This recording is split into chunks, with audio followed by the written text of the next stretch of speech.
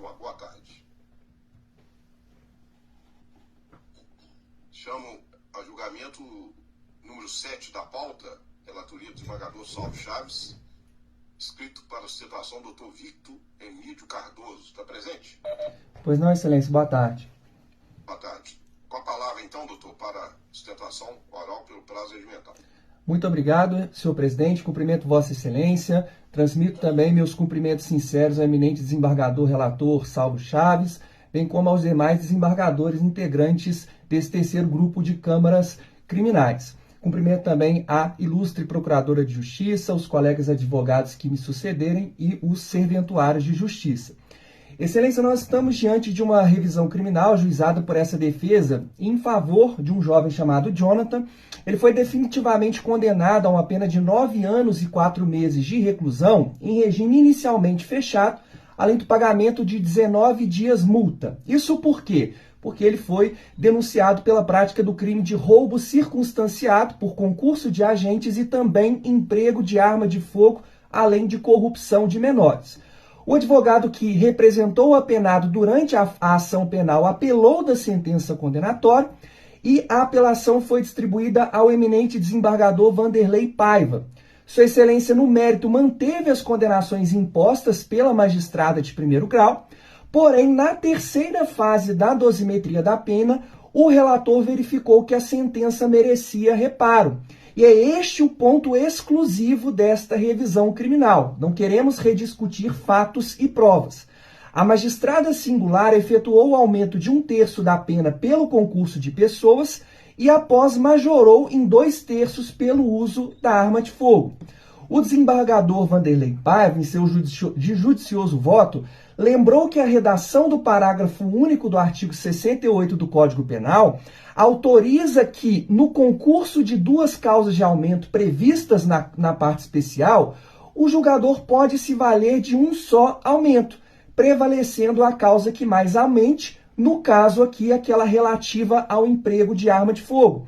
Sua Excelência invocou também o entendimento do Supremo Tribunal Federal no HC 110.960, de relatoria do ministro Luiz Fux, e concluiu o seguinte: ainda que o roubo tenha sido cometido mediante o uso de arma de fogo e concurso de agentes, o aumento da pena na terceira fase da dosimetria em razão da incidência das referidas majorantes mostrou-se exacerbado, notadamente diante da ausência de fundamentação idônea para tal. E qual foi a fundamentação adotada pela magistrada de primeiro grau? Sua Excelência entendeu que a redação do parágrafo único do artigo 68 do Código Penal é mera faculdade para o julgador, apontou o modus operandi empregado com a participação de 5 agentes, sendo 2 menores, e o uso de arma de fogo contra a vítima, que, segundo a magistrada, estava honestamente trabalhando. Sua Excelência indicou também que esses contextos, somados à gravidade empírica dos fatos, teria gerado um forte abalo à pacata cidade de Prados em decorrência da violência empregada. Por conta disso, a magistrada aplicou ambas as majorantes de modo cumulativo. Como o eminente desembargador Vanderlei Paiva entendeu que a fundamentação empregada não se revelou adequada, realizou o decote do total da pena imposta da fração de 1/3 relativa ao concurso de agentes, entendendo que devia prevalecer apenas a fração de 2/3 alusiva ao emprego de arma de fogo. E a pena definitiva, afastada o concurso material, reconhecido na sentença e reconhecido pelo tribunal o concurso formal, foi reduzida para 7 anos, 9 meses e 10 dias de reclusão e 16 dias multa a ser cumprido em regime semiaberto. Porém, Excelências, o eminente desembargador Edson Feital Leite, na condição de revisor, inaugurou divergência que foi seguida pelo eminente desembargador José Luiz de Moura Falheiros. Ambos entenderam por manter as penas impostas na primeira instância quanto ao roubo circunstanciado. Assim, foi mantida a condenação a 9 anos e 4 meses de reclusão em regime inicial fechado e pagamento de 19 dias multa. Houve o trânsito em julgado do acórdão e a defesa do paciente, esta defesa passou a assistir o paciente durante a sua execução penal. Ele está preso desde a data dos fatos indicados na denúncia e encontra-se recolhido no presídio de Resende Costa. Alguns breves apontamentos jurídicos, excelências. A excelentíssima Procuradora de Justiça opinou pela improcedência da presente ação revisional e mencionou, para tanto, a redação do artigo 621 do CPP e súmulas desse Tribunal de Justiça, no sentido de que redução da pena em sede de revisão criminal somente é admissível quando identificado um erro técnico, quando a injustiça é manifesta ou a decisão afronta texto expresso da lei. Há que se lembrar, no entanto, que o artigo 626 do CPP é claro no sentido de que, julgando procedente a revisão, o tribunal poderá alterar a classificação da infração, absolver o réu, modificar a pena, que é o que se pretende, ou anular o processo. Ou seja, respeitosamente divergindo, a redação do artigo 621 do CPP precisa ser lida e interpretada em conjunto com o disposto no artigo 626, para evitarmos injustiças também no tocante à apreciação, à aplicação da pena. Por isso que eu indago a vossas excelências, será que o fato de o sentenciado se encontrar preso há mais de 3 anos, em um regime mais gravoso do que aquele ao qual ele realmente faz jus, no caso semiaberto, não pode ser considerado uma manifesta injustiça, até porque, na época dos fatos, ele era primário, a pena base foi fixada no mínimo legal, possuía menos de 21 anos e confessou a prática delitiva. Porém, por conta do óbice previsto na súmula 231 do STJ, que não autoriza a redução da pena base para aquém do mínimo legal, nada disso foi considerado na segunda e na primeira fases da dosimetria.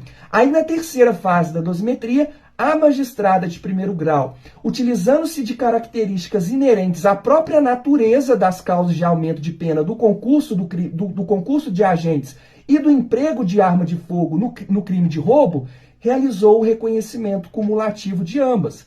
A pena, assim, no modesto sentido dessa defesa, ficou desproporcional, porque as circunstâncias favoráveis ao sentenciado foram todas ignoradas. Só que, quanto à fundamentação adotada na terceira fase, não foi apontado na sentença nenhum dado concreto, para além dos limites da figura típica em evidência do roubo, que autorizasse o reconhecimento isolado e concomitante de ambas as majorantes apontadas na denúncia.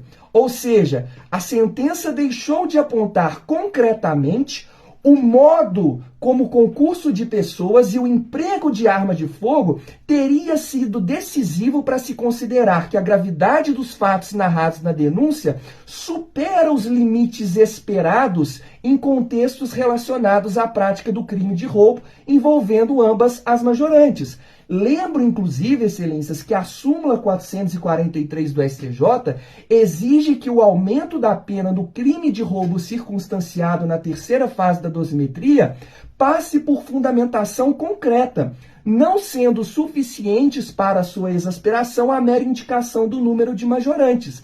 Talvez, no caso em tela, na tentativa de superar esse obstáculo jurisprudencial estabelecido, a juíza de primeiro grau tenha feito menção ao fato de a vítima estar trabalhando honestamente e que o crime abalou a pacata cidade de Prados. Porém, esses apontamentos não transcendem nada o resultado típico esperado, embora moral e criminalmente reprovável, de um crime grave como o roubo.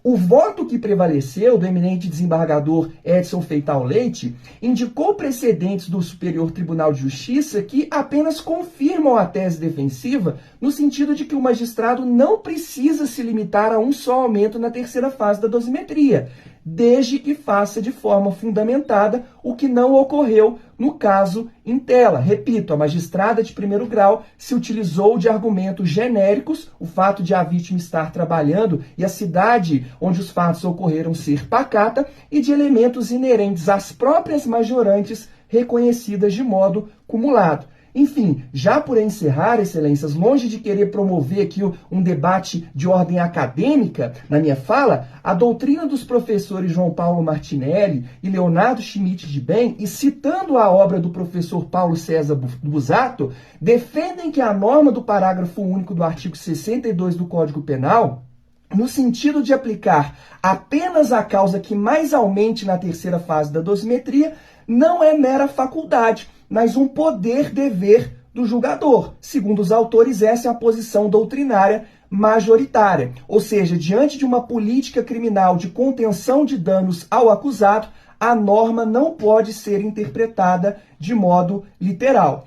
Por isso, mais uma vez, agradecendo a vossas excelências, reafirmando aqui o meu privilégio de sustentar, mais uma vez, diante dessa corte, pugna seja julgada procedente a presente ação revisional, a presente revisão criminal, para fins de que seja decotada a causa de aumento de pena do concurso de agentes no crime de roubo, mantendo-se apenas uma das majorantes descritas na denúncia, aquela relativa ao emprego de arma de fogo. Pugna, por fim, que como consequência seja providenciada a redução do total da pena aplicada e a readequação do regime inicial de cumprimento para o semiaberto, oficiando-se ao juiz da execução penal da comarca de Resende Costa para que realize as retificações necessárias. Pede, por fim, seja deferida a gratuidade de justiça ao revisionante. Excelências, muito obrigado pela atenção. A palavra do desembargador Saulo Chaves para o seu voto.